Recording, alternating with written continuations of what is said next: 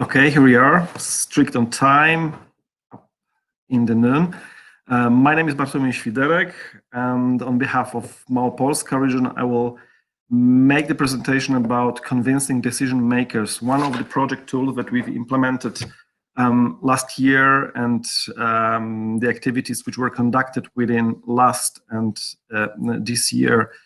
Okay, the convincing decision makers, it was one of the issues that we discussed earlier this year in January during the project meeting in Krakow.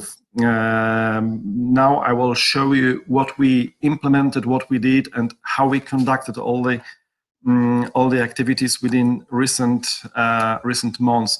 Just a few words about ourselves. I mean, Globenergia, as a partner of Małopolska region, is a company which is active in the fields of energy efficiency.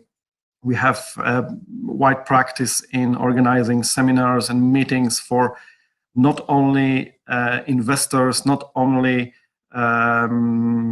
those companies active in the market, but also in advisory to municipalities and regional authorities.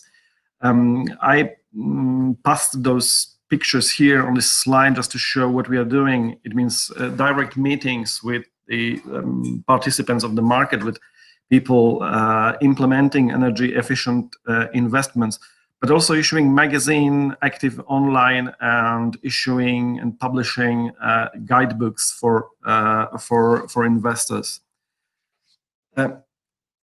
Key issue when we talk about energy efficiency, the first question is what we understand as energy efficiency. First of all, I think most of us think about cutting our expenditures, which means we want to pay less for getting more. Anyway, when we talk about energy efficiency, we must remember that not only financial issues are important. First of all, we are talking about efficiency in time. For many of us, we can speak about time saving, about saving money, of course, about the comfort in use of specific devices. We also have to care about ecology and clean air. When we talk with municipal investors, the first issue is, of course, how much this will be, what will be the cost, what will be the final cost. So first we have to speak about, of course, the cost, but also about the return of investment, about other issues like the comfort, like the clean air, like the climate issues, like anything which influences our everyday life and our everyday activities. While implementing those issues, we had the clear message: we have to reach municipal companies like Municipal Green, like companies responsible for maintaining order and responsible for cleaning the cities. We had to reach facility managers, people and companies who manage premises, who manage buildings, but also we wanted to reach the private investor, because we thought that there is no efficient investment in public infrastructure without the consciousness within private investors. So what we had to do, we had to invent our way to communicate, how to speak to those people, how to speak to civil servants, how to speak to investors, what reasons we should give them, what should be our pros that we would communicate to those people. So the first step was to identify the audience, because when you identify the audience, you know how to speak to those people. You have to speak the language that these people will understand. And of course, we had to give a wide range of good study cases, like showing good practices, good investments, showing that those energy efficient technologies really work and they can be implemented in your municipality. That's what we started with. we had to identify the audience, we had to prepare the communication, we had to prepare our activities. What we found out was that before communicating those issues, we have to monitor and identify the legal and financial background. When we communicate with the municipal investors, first of all, we have to take into account that they are bounded by the regulation on public finances. Like in Poland, we have the legislation on public finances, on the discipline in public finances. Then, of course, regulations on public procurements, let it be national regulation, but also the European one. And third of all, transparency. So every investment in municipality, in a town, any investment financed with public resources must be transparent so that people know what amount of money is spent on what investment and what the outcome is. So this was the first stage, and then we had to decide how to convince those people that the investment is really necessary. So we collected a wide range of case studies showing public investments in infrastructure, good practices, how to maintain all the infrastructure, what to do with the infrastructure, and how to calculate the costs, expenditures, and return. And of course, the maintenance in a real time, because when you invest your money, you don't do it only on paper, you don't do it on an Excel sheet, but you have to do it for the real investment in real time and in everyday use. So we collected all the information, like the costs, like the expenditures. We had to teach these people how to use device, where to go and who to contact for the service. But also we had to tell these people if those devices they want to install or they want to invest in are the best one for their investments. So first of all, I think the common issue is when we think about the municipal investments, we think about the low cost, boring structure, boring colors. That's something that just has to exist, has to be financed, and then we forget about it. So what we decided was to show that, yeah, come on, folks, it ain't boring. So the municipal investments doesn't have to be boring. The shape, the color, the place doesn't have to be something that you know from every corner of your street, of your town. Here in this picture, you see the kindergarten in in the south of Poland.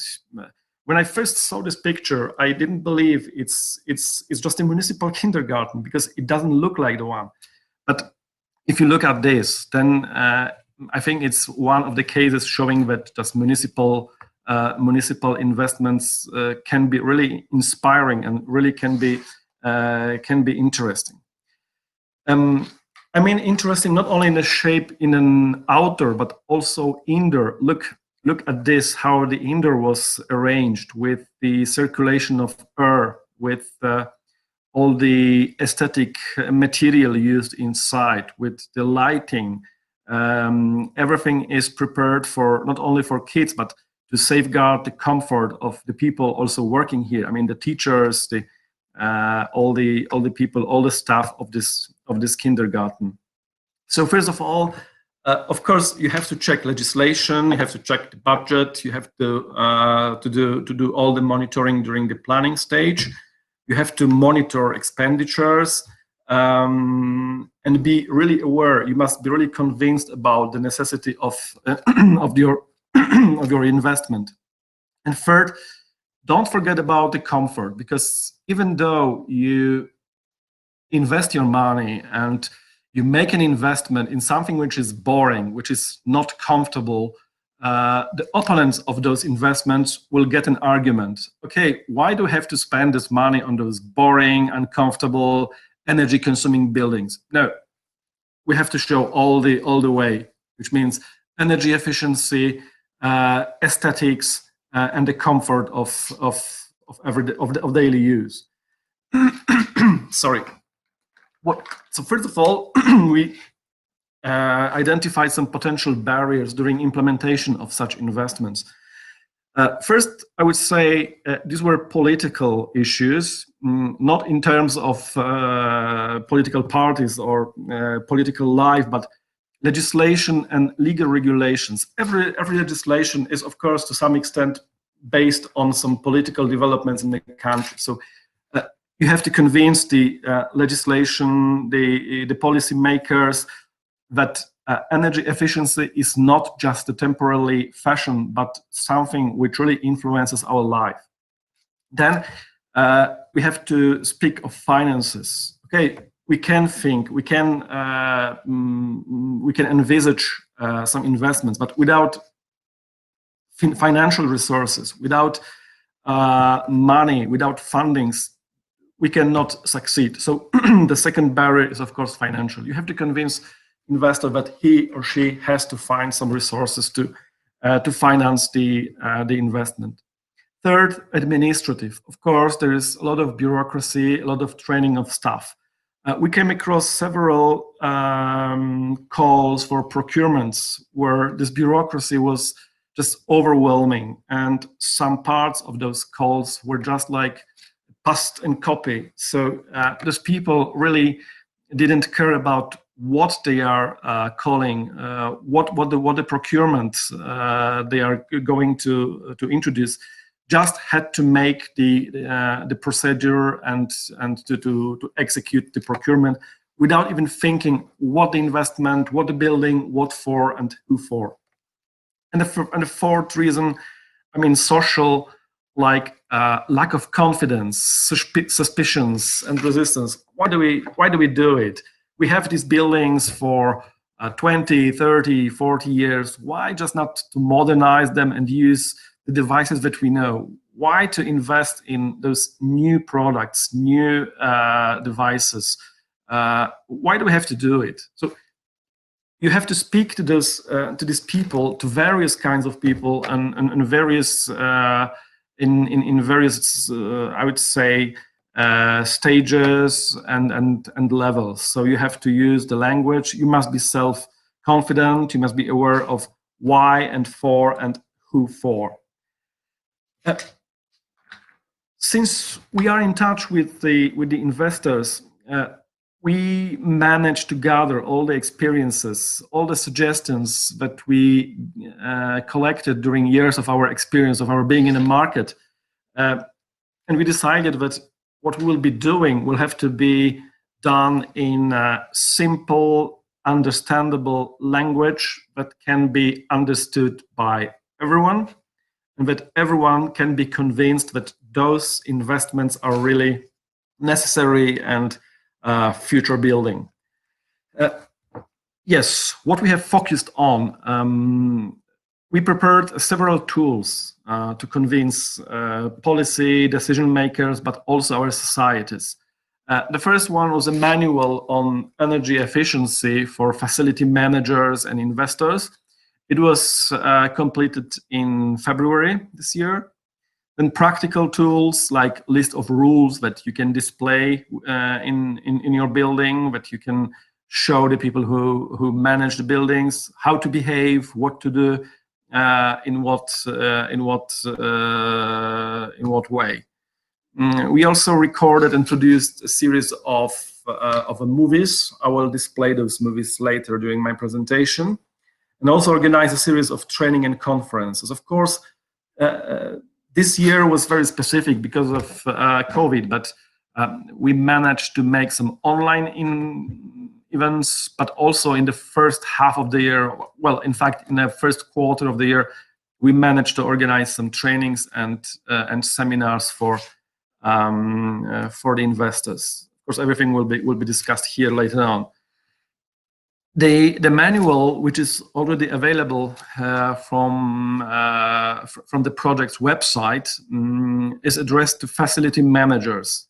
The title, Guideline in Convincing Decision Makers, It shows everything, every stage of municipal investment, with description of available technologies, with a review of the policies that are binding on both national and European level.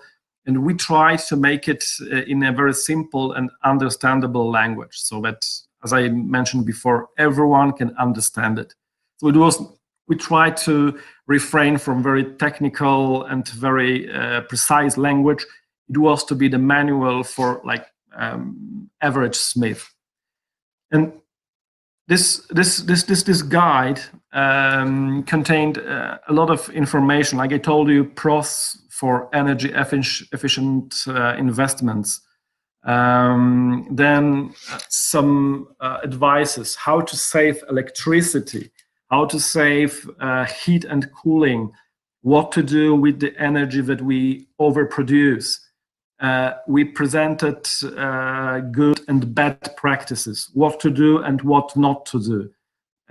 We identified some most common mistakes. Of course, we based on Polish experience, but I think this can be universal and used also in other countries, because some of those mistakes are very repetitive. So I think they can also be identified in other countries like Latvia, Estonia, or Finland, or wherever.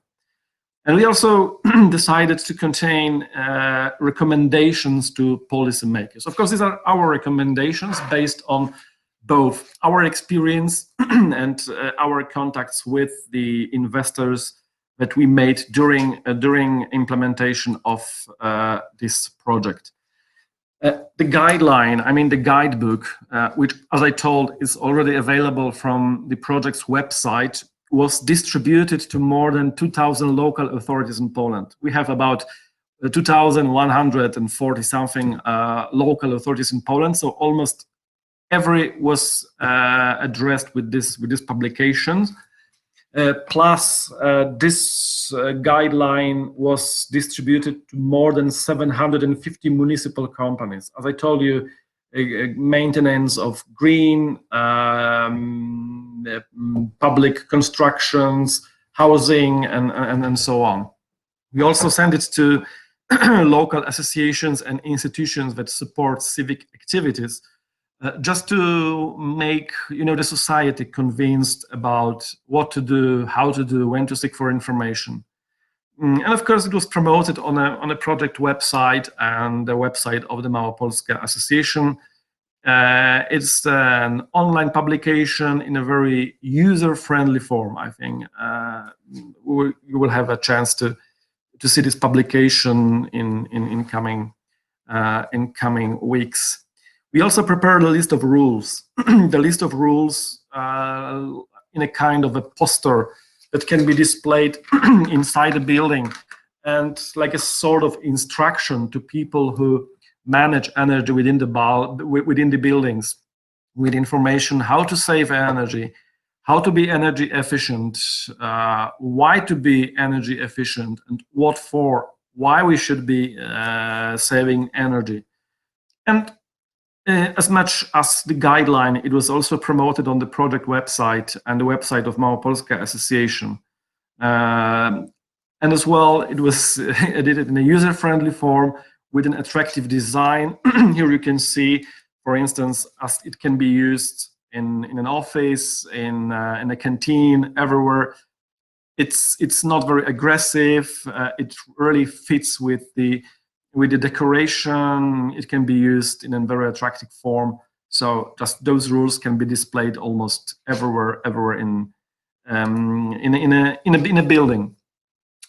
Of course, but the publications are part of the project, but we also decided to record and produce movies that would show real investments with real devices, with real people, showing how they manage their investments, how they cope with the everyday use of the devices, what they do, why they decided for an investment, and what they do with their infrastructure. So we've chosen 3 different locations.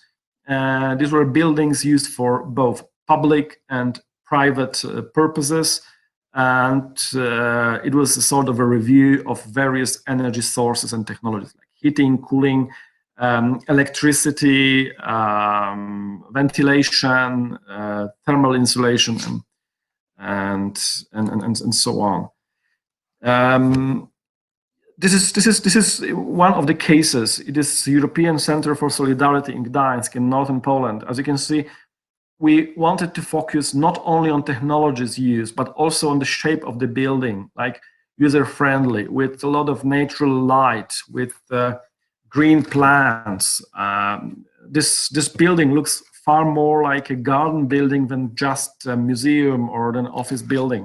So we focused not only on the technologies, not only on factors, not only on numbers and figures, but also on the shape, on the aesthetic, on the look of this device, of this premise, and we wanted to promote it as the user-friendly, visitor-friendly. Yes, now I will try and display those movies to you. The first one will be a public school at Misiłków.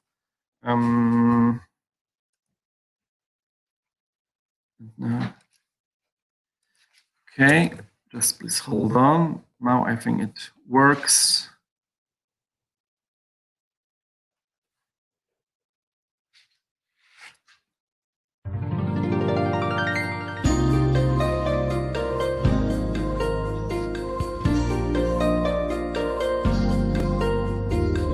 Znajdujemy się na terenie Szkoły Podstawowej im. Henryka Sienkiewicza w Niesułkowie. W ubiegłym roku szkoła podlegała termomodernizacji. Zostały zamontowane pompy ciepła zamiast pieca olejowego. Szkoła ma charakter ekologiczny, prowadzi wiele działań ekologicznych, proekologicznych i ta termomodernizacja wpisuje się doskonale w ten charakter ekologiczny szkoły i terenu, na którym się znajdujemy. Na obiekcie zainstalowano pompę ciepła SIH90TU marki Teamplex o mocy niespełna 90 kW. Pompa ciepła należy do typu szeregu pomp ciepła wysokowydajnych i wysokotemperaturowych. Pompa na zasilaniu osiąga temperaturę ponad 70 stopni i świetnie sprawdza się w obiektach modernizowanych, w których niekoniecznie jest możliwość wymiany instalacji grzewczej. W instalacji wykorzystano bufor grzewczy o pojemności 1000 litrów, który stabilizuje pracę instalacji, dzięki któremu pompa ciepła nie przechodzi w tryb taktowania. Urządzenie wspierane jest dolnym źródłem w ilości 24 odwiertów o łącznej głębokości 2400 metrów. Sam układ odwiertów został wykonany na terenie boiska szkolnego. Na dzień dzisiejszy plac zabaw w postaci boiska szkolnego jest w pełni funkcjonalny, z którego mogą korzystać sobie uczniowie szkoły w Niesułkowie. Ciekawą funkcją sterownika pompy ciepła jest wbudowany licznik energii elektrycznej, dzięki któremu w łatwiejszy sposób będzie można rozliczyć projekt, który może być dofinansowany np. ze środków unijnych. Automatyka zainstalowana w pompie ciepła niesie szereg korzystnych możliwości do wykorzystania na danym obiekcie. Jednym z takich przykładów jest system SG Ready, który służy do współpracy m.in. z instalacjami fotowoltaicznymi, dzięki któremu nadwyżka wyprodukowanej energii jest wykorzystywana bezpośrednio na cele grzewcze przez pompę ciepła. Wyzwanie, które nam przyszło wykonać, cieszy podwójnie z uwagi na wielkość instalacji, wielkość mocy zainstalowanej, ale również chęć dalszej pracy i możliwość pokazywania rzetelnie i dobrze wykonywanego układu w postaci odnawialnych źródeł energii. I na dzień dzisiejszy szkoła może się cieszyć z absolutnie nowoczesnego i ekologicznego rozwiązania. Rozwiązanie ekologiczne, w pełni bezemisyjne, pozwalające cieszyć się czystym powietrzem. Cieszymy się, że mamy bezobsługową kotłownię, że mamy ciepło w szkole. No i oczywiście na pewno zadowolone są nie tylko dzieci i mieszkańcy, ale również nietoperze, które zamieszkują na strychu szkoły. I właśnie dzięki tym nietoperzom, które chronimy na strychu, szkoła otrzymała tytuł Strażnika Siedlisk Przyrodniczych, przyznany przez Wojewódzki Fundusz Ochrony Środowiska.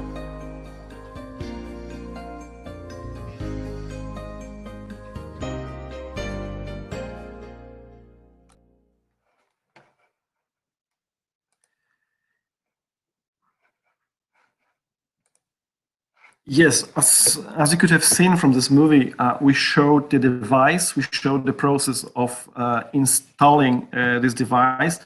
We wanted to show that there is no fear for such devices. You know, Poland is a country where the heat pumps market is going up, but this device is still considered a bit expensive.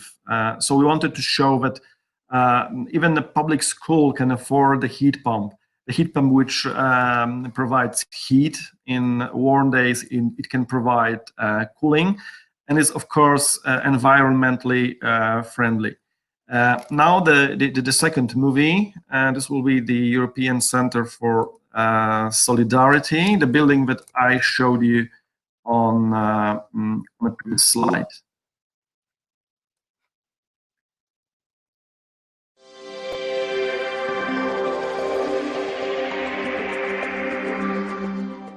Europejskie Centrum Solidarności, miejsce, gdzie mają szerzyć się idee społeczeństwa obywatelskiego i bardzo ciekawe miejsce na polskiej mapie efektywności energetycznej. Z nami jest pan Jacek Suchecki, za serdecznie. Witam. Jaki jest to obiekt? Obiekt jest na wskroś nowoczesny. Mimo że jest usytuowany w ścisłym centrum historycznego Gdańska, jest to bryła bardzo nowoczesna, zbudowana ze stali, szkła, no i kortenu. Kortenu, czyli tej zardzewiałej blachy. Obiekt, który jest obiektem bardzo nowoczesnym, nie tylko ze względu na swoją architekturę, ale również ze względu na zastosowane rozwiązania technologiczne. Zacznijmy od tego, jakie ma konkretnie przeznaczenie ten obiekt. Obiekt ma służyć ludziom, to jest jego podstawowe zadanie. Ma być otwarty dla społeczeństwa, mają się tu spotykać zarówno młodzi, jak i starzy. Znajdziemy tutaj sale wystawowe, znajdziemy sale kinowe, znajdziemy restauracje oraz dużą ilość biur, w których mieszczą się instytucje europejskie. Jest to spory obiekt o dużej kubaturze, który powinien mieć duże zapotrzebowanie na ciepło i chłód. Zgadza się. Na działce około 7000 m2 powstał obiekt o powierzchni netto około 30 000 m2. Kubatura całego tego budynku to jest blisko 200 000 m3, więc i zapotrzebowanie na ciepło i na chłód są przeolbrzymie. Zapotrzebowanie na ciepło budynku jest na poziomie 600 kW, z kolei chłód blisko 400 kW. Są to ilości przeogromne. Jest to obiekt ogrzewany tylko i wyłącznie pompami ciepła. Pan Bartosz Bigosiński, wicedyrektor przedsiębiorstwa Hydrotech Konin, witam serdecznie. Witam serdecznie. Państwo dostarczyliście technologię pomp ciepła.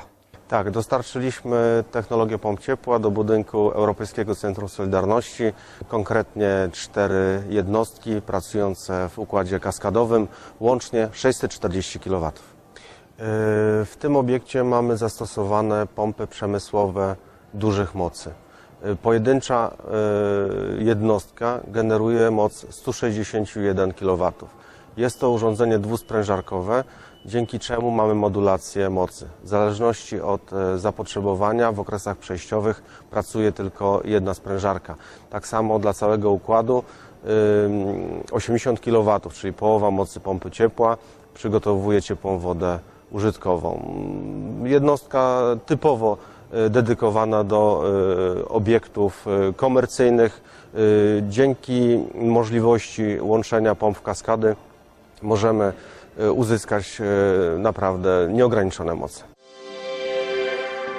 No i właśnie jesteśmy w węźle Europejskiego Centrum Solidarności. Cały układ odpowiada za grzanie, chłodzenie w 2 etapach. Najpierw chłodzimy pasywnie, oszczędzamy energię, później chłodzimy aktywnie, ale dodatkowo same jednostki produkują ciepłą wodę użytkową dla całego budynku. Układ grzewczy budynku pracuje w oparciu o 2 kaskady. Pierwsza kaskada wytwarza ciepło o wysokim parametrze na potrzeby ciepła technologicznego i central wentylacyjnych. Ta kaskada produkuje również w okresie letnim wodę lodową na potrzeby schładzania budynku. Jest to wszystko na wysokim parametrze. Współczynnik COP dla układu grzewczego jest około 3,5. Z kolei dla układu chłodzącego osiąga wartość 5. Druga kaskada pracuje na potrzeby ogrzewania płaszczyznowego i zasila nam ogrzewanie płaszczyznowe, czyli podłogowe oraz ogrzewanie ścienne w całym budynku. Ta druga kaskada pracuje również na potrzeby chłodzenia pasywnego, bez wykorzystania sprężarki. Współczynnik COP dla tej drugiej kaskady jest na poziomie 4,6. Czynnik grzewczy i chłodniczy wyprodukowany przez pompy ciepła jest przekazywany do zbiorników buforowych. W całym układzie mamy 6 zbiorników buforowych, z czego pierwszy jest na chłodzenie pasywne, 2 kolejne wykorzystywane są przy chłodzeniu aktywnym i kolejne 3 zasobniki służą do gromadzenia ciepła.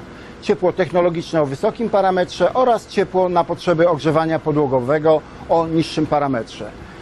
Wszystkie te układy są ze sobą spięte jedną wspólną automatyką, sterowaną centralnie przez sterownik pompy ciepła. Aby pompa ciepła mogła produkować ciepło czy też chłód, musi skądś to ciepło pobierać. Źródłem ciepła są sondy pionowe zlokalizowane pod budynkiem ECS-u. Jest to potężne źródło o długości przeszło 11 km. Mamy 111 sond, prawie po 100 metrów każda, zebranych w studzienki rozdzielaczowe i wprowadzonych kolektorem do maszynowni pomp ciepła. Tu mamy serce dolnego źródła. Cały układ dolnego źródła jest zebrany w tym miejscu i pompami obiegowymi jest to ciepło dostarczane do jednostek pomp ciepła. Tam przetwarzamy na czynnik o wyższym parametrze i przekazujemy dalej już jako ogrzewanie budynku. Aby można było wykorzystać chłodzenie w budynku, potrzebne nam są wymienniki. Ciepło czy też chłód oddawany przez pompę ciepła za pośrednictwem 3 wymienników jest przekazywany do obiektu. Pierwszy wymiennik służy nam do ciepła, do chłodu pasywnego, gdzie wykorzystujemy tylko pompki obiegowe do schładzania ogrzewania podłogowego oraz do belek chłodniczych. Następny wymiennik współpracuje z chłodem aktywnym, gdzie już za pomocą sprężarki obniżamy temperaturę czynnika do poziomu 6 stopni Celsjusza. Kolejny wymiennik służy nam do zrzutu wyprodukowanego ciepła do systemu sąd i jednocześnie do podniesienia sprawności całego układu dolnego źródła. Pamiętajmy, że produkując chłód aktywny mamy uzysk w postaci ciepła, które jest wykorzystywane do produkcji ciepłej wody użytkowej oraz zrzucane do dolnego źródła w celu regeneracji dolnego źródła. W jaki sposób inwestor doszedł do pomp ciepła? Czy rozpatrywał jakieś alternatywy? Owszem, alternatywą dla pomp ciepła była sieć miejska ciepłownicza, która jest nieopodal. Jest również gaz. Jednakże przemówiły względy ekologiczne i ekonomiczne. Zastosowano pompy, ograniczając korzystanie z zewnętrznych źródeł, opierając się tylko i wyłącznie na systemie tutaj zainstalowanym, system, który powoduje znaczne oszczędności energetyczne. Wyeliminowano energochłonne urządzenia typu chillery wody lodowej, a chłodzimy budynek tylko i wyłącznie pompami ciepła. Według szacunków projektantów oszczędności na ogrzewaniu tego obiektu, ogrzewaniu i chłodzeniu jest to uzysk roczny na wysokości 100 000 złotych. Jest to znacząca kwota, która miała wpływ na podjęcie decyzji o zastosowaniu pomp ciepła w tym obiekcie.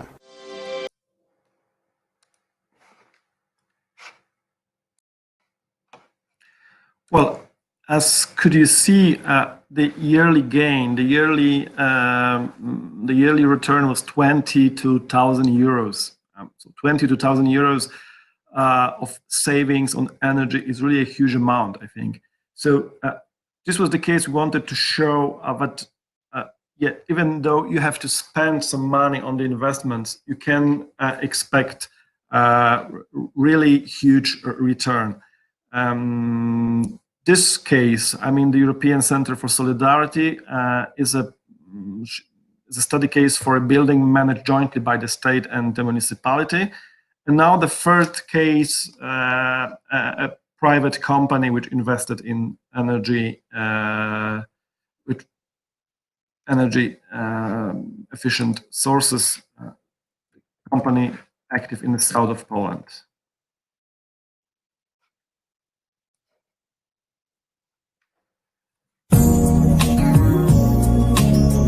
Jesteśmy w Starym Sączu i mamy dobre wieści, ponieważ kolejna firma sięgnęła po zaawansowane systemy odnawialnych źródeł energii.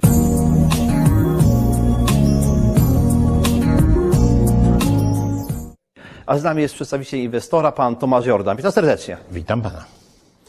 Czym zajmuje się firma Batim? Firma Batim zajmuje się transportem, eksploatuje kilkaset samochodów ciężarowych, więc zwraca uwagę na koszty eksploatacji. W związku z tym budynek, który został zaprojektowany i wybudowany, także musiał się wpisywać w tą filozofię. No właśnie, jesteśmy w nowej siedzibie firmy Batim. Jakie tutaj mamy systemy? Więc jako źródło ciepła mamy pompę gruntową z wymiennikami pionowymi, pracującą w systemie grzewczo-chłodzącym, czyli równolegle możemy chłodzić i wytwarzać ciepłą wodę, na przykład do mycia, do łazienek. Mamy zaawansowane systemy wentylacyjne z wstępnym nagrzewaniem i chłodzeniem powietrza przy pomocy wymiennika gruntowego. Mamy 10 kW fotowoltaiki na dachu i jako elementy grzewcze w budynku zastosowane są sufity grzewczo-chłodzące na bazie grafitu ekspandowanego. W takim razie zobaczmy, jak to wygląda i ile kosztuje eksploatacja.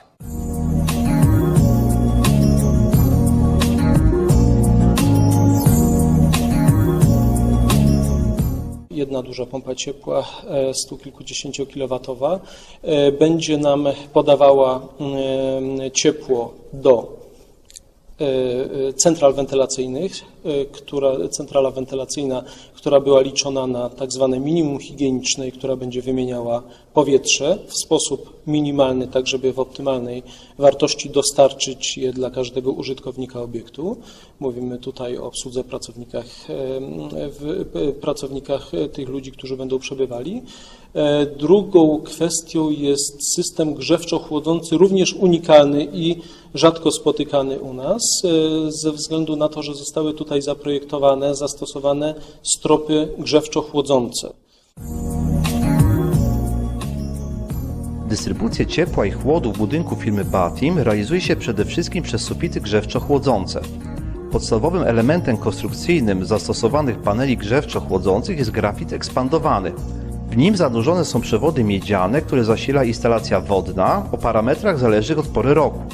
W okresie grzewczym są to temperatury 35 stopni po stronie zasilania i 25 stopni Celsjusza na powrocie. Latem podczas chłodzenia stosowany jest parametr 15 na 20 stopni Celsjusza, zasilanie powrót. Znajdujemy się w maszynowni pompy ciepła, która ogrzewa i chłodzi omawiany obiekt.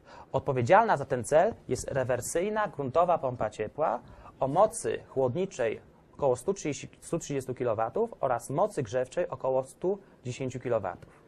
Ta pompa ciepła grzeje, chłodzi oraz przygotowuje ciepłą wodę użytkową. Zimą woda grzewcza ogrzewa obiekt poprzez sufity grzewcze oraz wentylację o parametrach do 40 stopni Celsjusza.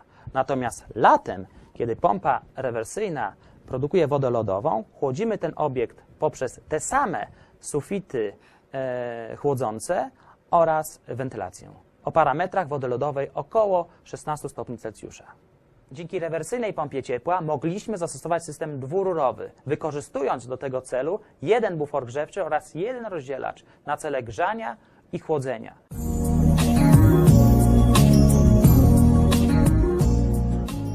Wymierną zaletą rewersyjnych pomp ciepła jest to, że mogą ogrzewać oraz chłodzić obiekt w systemie dwururowym, a dzięki temu możemy się zmieścić w pomieszczeniu prezentowanym około 15 m2 i ogrzewać i chłodzić obiekt mocą 130 kW, natomiast grzać obiekt mocą 110 kW.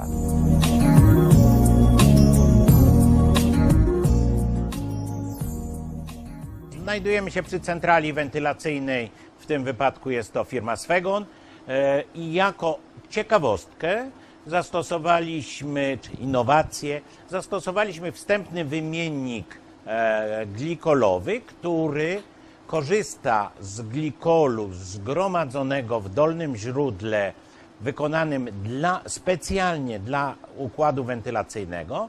Jest to łącznie 1500 metrów długości dolnego źródła Glikol o temperaturze 8 stopni zimą podnosi nam temperaturę powietrza mniej więcej z minus 20 do minus 2. Latem wychładza nam powietrze z plus 35 do plus 22, a wszystko to jest realizowane przy pomocy tej pompy, której moc jest 1300 watów. Czyli możemy powiedzieć, że koszt ochłodzenia i podgrzewania powietrza to 1300 watów. Jesteśmy obecnie po pierwszym sezonie grzewczym. Dokonać dokładnego pomiaru energii elektrycznej niezbędnej do ogrzewania oraz chłodzenia obiektu. Udział energii elektrycznej w sezonie wyniósł 19 000 kWh, co do ogrzewania obiektu o powierzchni prawie 2000 m2 daje nam wartość 3-4 tysięcy złotych miesięcznie w sezonie zimowym.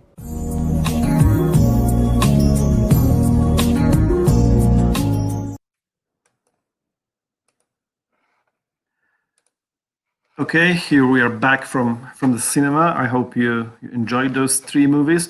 They will also be available from the website and as the project materials. So what was our aim? Our aim was to show, first of all, the investments, and second, the energy efficiency.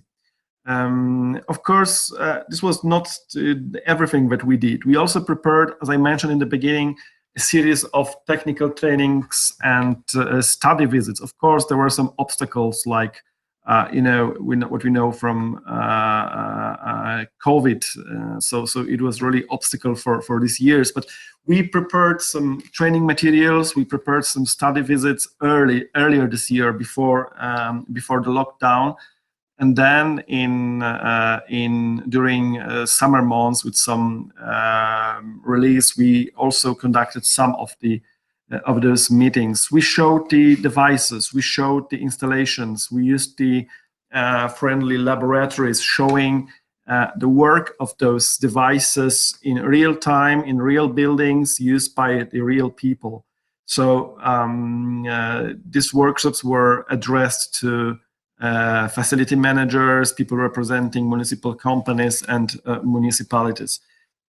And these were both the theoretical trainings, like here we can see people in a classroom with the printed materials, with the ring binders and files inside, just getting theoretical knowledge, but also practical knowledge, how to maintain all the investments, all the devices, what to do. Of course, study, but also visit. So we had 3 study visits and 3 workshops organized in a lab. So just to sum up, we also organize online trainings just for obvious reasons. We had COVID, we had to adjust to reality. So the figures that I can give you now is more than 2,000 local authorities contacted, more than 750 local companies reached, more than 120 professionals trained for six sessions. So it gave 20 people per session. Guidebook, brochures, and leaflets, and of course the movies that you just saw. I think you were one of the first who showed those. Who saw those movies? So lucky you. I'm trying to monitor the clock, and I'm seeing now it's 44th minute of my presentation. So yeah, I will be closing now. In fact, this is my last by the one slide. So here is the last one. It was a pleasure to be with you for this 45 minutes. If you have any questions or would like to contact, please be free to ask any questions. If I'm in a position, I will try and reply to you. It was my pleasure, and thank you very much for your attention.